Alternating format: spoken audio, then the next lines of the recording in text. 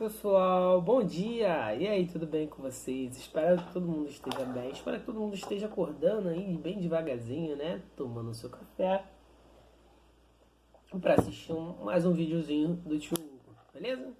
Gente, vamos lá, vamos para a parte prática, né? Logo, não parem de enrolação, que se deixar o Hugo enrola demais, né? Eu sei que se deixar você já fica um pouquinho de raiva. Fala logo, começa logo a aula, né?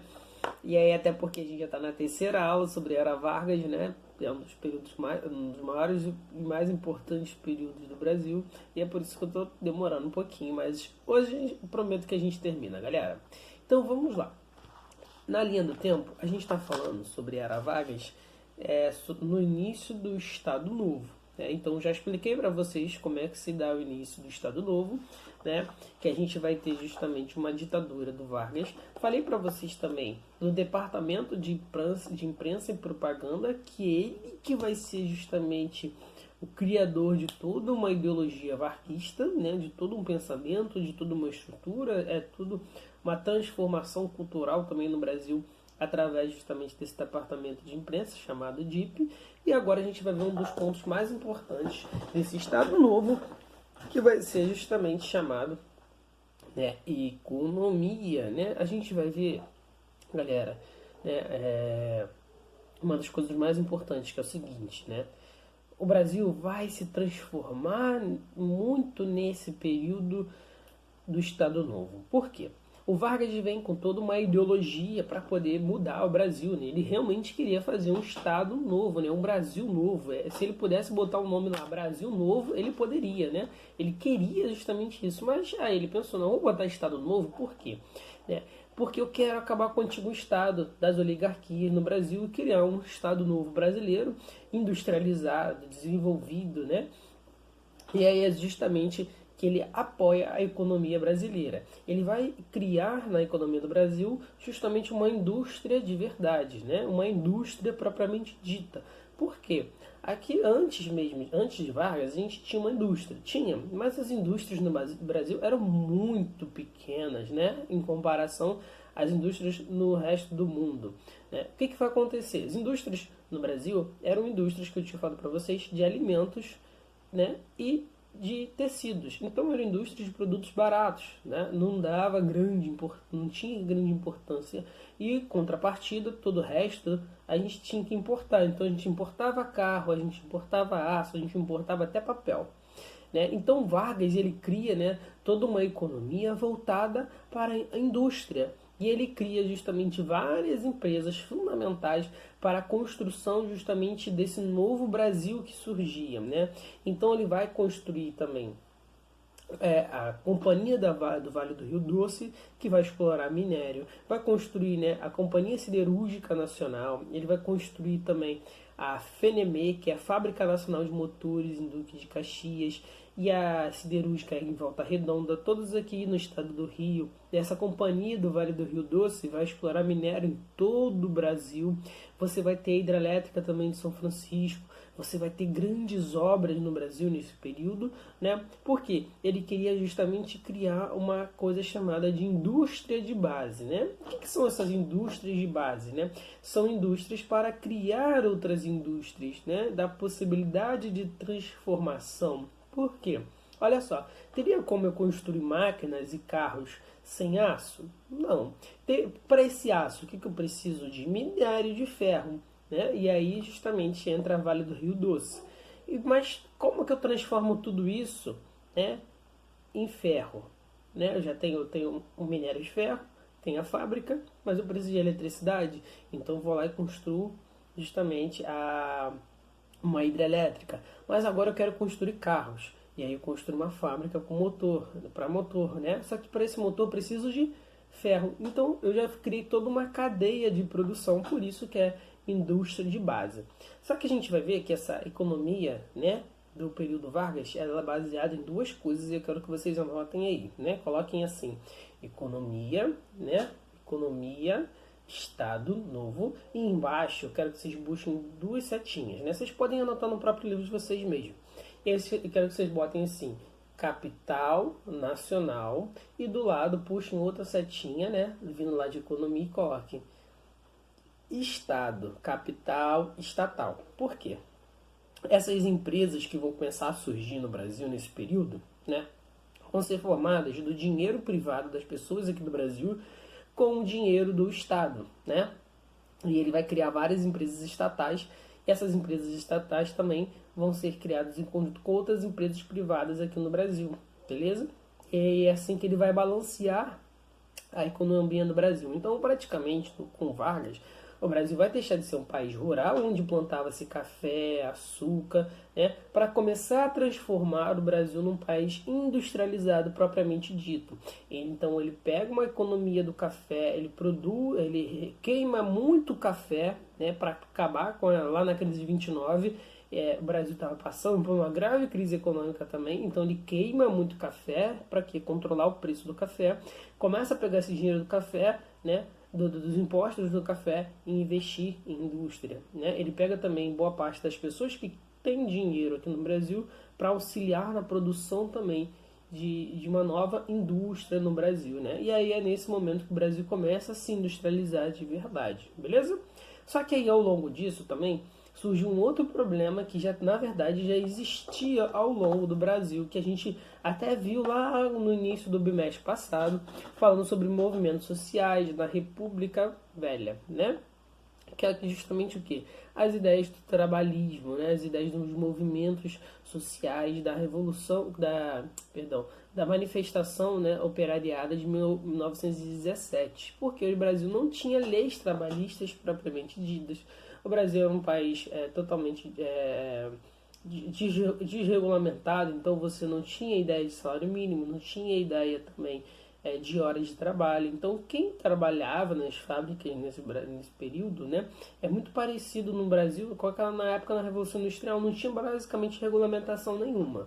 Então, o Vargas, quando ele assume o poder e cria o Estado Novo, ele também, olha, eu tenho uma oportunidade aqui, ele pensou assim, eu tenho uma oportunidade aqui para criar toda uma ideologia também de trabalho, né? Porque eu vou estar abraçando uma classe, né, social, uma classe de pessoas que não está sendo abraçada por ninguém. E aí ele cria as ideias do trabalhismo, né? E como é que ele vai criar essas ideias do trabalhismo? Ele vai justamente criar em 1943 uma coisa chamada de CLT, né? Que é Código de Legislação Trabalhista ou Carteira Livre de Trabalho, né? Mas a CLT é Código de Leis Trabalhistas, beleza? E aí todo mundo hoje em dia, até hoje, né, tem uma CLT, tem uma carteira de trabalho bonitinha, né? Hoje em dia tem a carteira digital.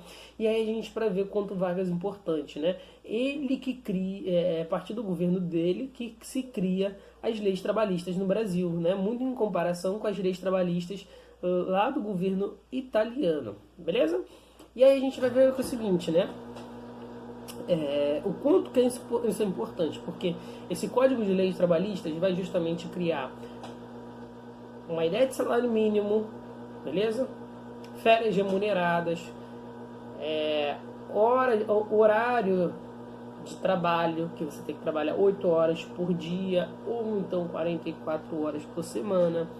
Você vai ter também os seus direitos, né? No caso, se você sofreu um acidente durante o trabalho, se a mulher está grávida, né? Se você tem a necessidade de retirar alguma licença. Então, olha só, esse Código de Leis Trabalhistas, né, tá te dando possibilidades também de vida. Então é por isso que o trabalhismo de Vargas, né, é tão importante, porque auxilia principalmente na vida das outras pessoas mais pobres, né, na classe trabalhadora, que são milhões de pessoas que justamente vão trabalhar nas fábricas, né? Porque qual é o grande problema dessa CLT nesse período? Né? É que ela vai basicamente, né, auxiliar as pessoas justamente da área urbana, enquanto da área rural, em determinado período, ainda vai ficar paralela a essas leis trabalhistas, né? Porque o Brasil é muito grande e não tinha uma lei específica para os trabalhadores rurais, porque o regime de trabalho rural é diferente. Mas olha só, o quanto é importante essas leis trabalhistas, né? E o Vargas, ele dá de presente justamente, né, nesse período, lá no estádio do Vasco da Gama, né? Justamente ele dá no dia 1º de maio de 1943 a CLT aos trabalhadores brasileiros, né? E são esses códigos de leis trabalhistas que vai reger justamente as relações de trabalho no Brasil até hoje, beleza? Então tá vendo como só ele é importante, né? Não só para o ponto de vista da política em si, mas também para a própria existência de uma construção, né, de trabalho, de economia no Brasil. Então ele cria as fábricas, né, auxilia na produção, no crescimento da indústria no Brasil, propriamente dito, né, e também no trabalho, né. Então ele é um político que ele sempre está dos dois lados. Vargas, né, na verdade vai ser conhecido como pai dos pobres e mãe dos ricos. Por quê? Olha só, rapidinho, gente. Por que mãe dos pobres, né? Porque ele vai dar essa CLT para os pobres, né? E aí, justamente para a classe trabalhadora, mas também ele vai estar auxiliando muitas pessoas das classes mais ricas, né? Porque dando empréstimos e tal, você vai ter várias facilitações, porque ele justamente queria que o capital nacional no Brasil, as pessoas que tinham dinheiro no Brasil, investissem no Brasil, beleza? Outra coisa que a gente vai ver que vai surgir muito nesse período do governo Vargas vai ser os movimentos sociais. E pelo incrível que pareça, a gente vai ter movimentos sociais, principalmente negros. Você lembra lá do DIP que a gente falou, né? Que a gente falou lá do DIP, que era o Departamento de Propaganda do Governo, né? Ele também, assim, auxiliava em várias questões culturais do Brasil. E uma dessas questões culturais do Brasil também está ligada à ideia do movimento negro, né? E a gente vai ter muito, né, dessa questão do movimento negro no Brasil. Primeiro, um dos grupos que a gente vai ter também vai ser o FNB, né, que vai ser a Frente Negra do Brasil. E o outro também que a gente vai ter, que é o TEM, né, que é o Teatro Experimental Negro. Então, por quê? Essa ideia cultural do Brasil vai aflorar muito, porque agora as questões sociais você já tinha conseguido, que era as leis trabalhistas, você tinha emprego, né? Porque você também tinha as questões lá da explosão justamente das indústrias no Brasil. Então, olha só, a questão social no Brasil estava indo muito bem, né? E assim, a gente tinha oportunidade para falar sobre as questões culturais. E essa questão também de falar sobre os aspectos da identidade cultural negra também era necessário. Por quê? A gente precisa... esse movimento negro no Brasil passava por uma coisa chamada de afirmações, né? A gente precisa afirmar o nosso papel na sociedade e quem nós somos. Por quê? Existe uma coisa chamada na sociologia, que vocês não vão ver, né? Que é chamada de culturalismo, né? Aculturamento, que uma sociedade vai se aculturar a outra. E aí é nesse momento qual é o problema? Só que esse movimento negro, as pessoas negras no Brasil viam um grande conflito. Olha, eu sou negro, eu sou brasileiro, mas também não sou brasileiro totalmente, porque eu não sou católico totalmente, né? Eu acredito em santos, eu acredito em orixás, né? Eu tenho uma questão que os brancos não me aceitam, então paralelamente eu não faço parte dessa sociedade, mas também sou. E é aí que entra justamente esse grande conflito. Por quê? Né? A gente vai ver que também boa parte desse movimento negro do Brasil vai ser influenciado pelo movimento negro americano, né? Que tem como busca se afirmar dentro de uma sociedade.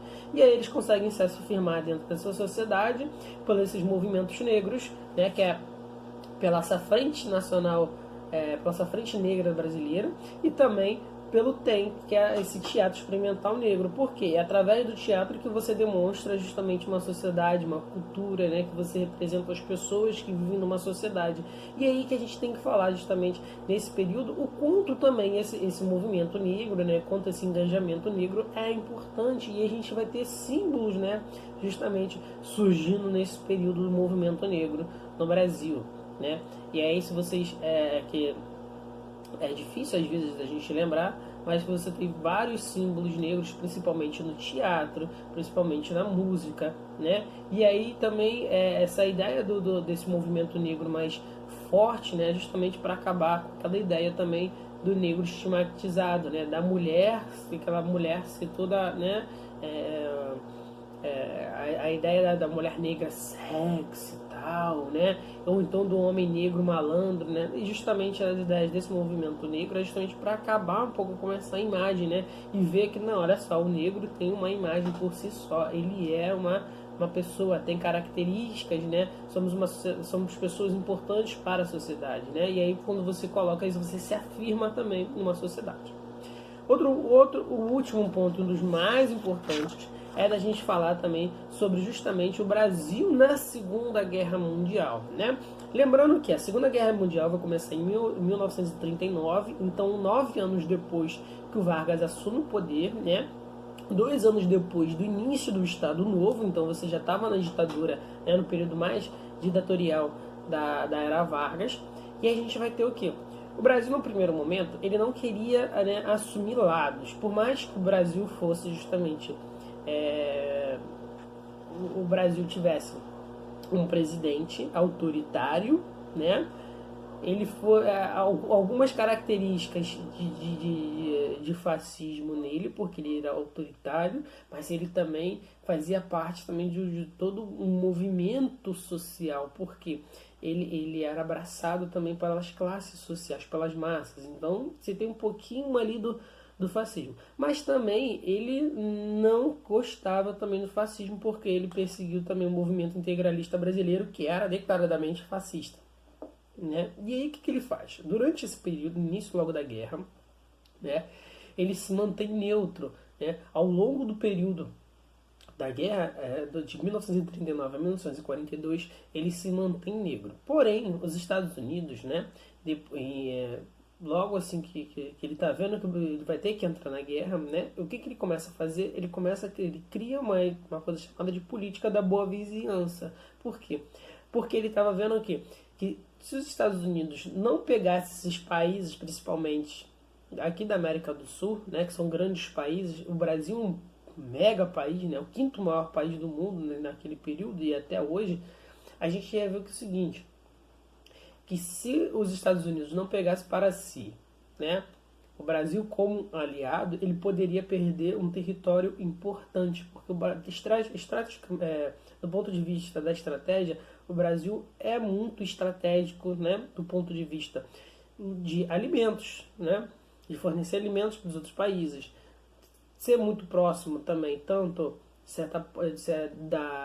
da África como do Sul, né, justamente no pontozinho ali do norte da África, quanto do sul da África, né, que são territórios que também estavam em conflito.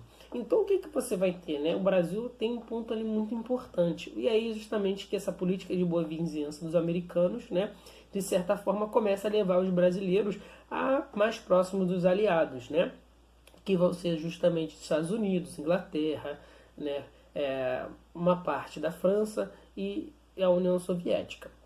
O que você vai ter? Né?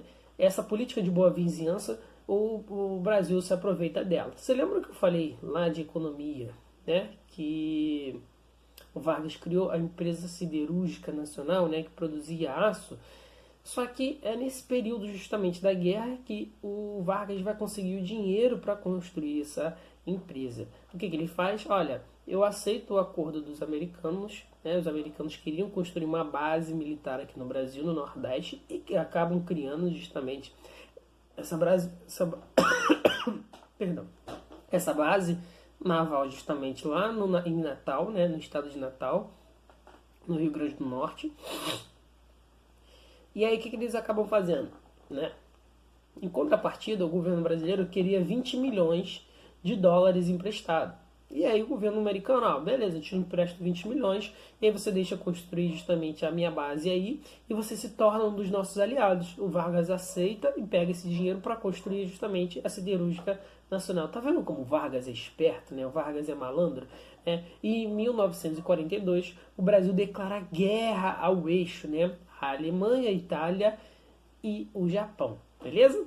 Então, o que o Brasil faz? Por que o Brasil declara guerra? Né? Porque ao longo também de todo o período da guerra, né, a costa brasileira também estava sendo patrulhada pelos submarinos alemães, né? Os chamados USS Bolts, né?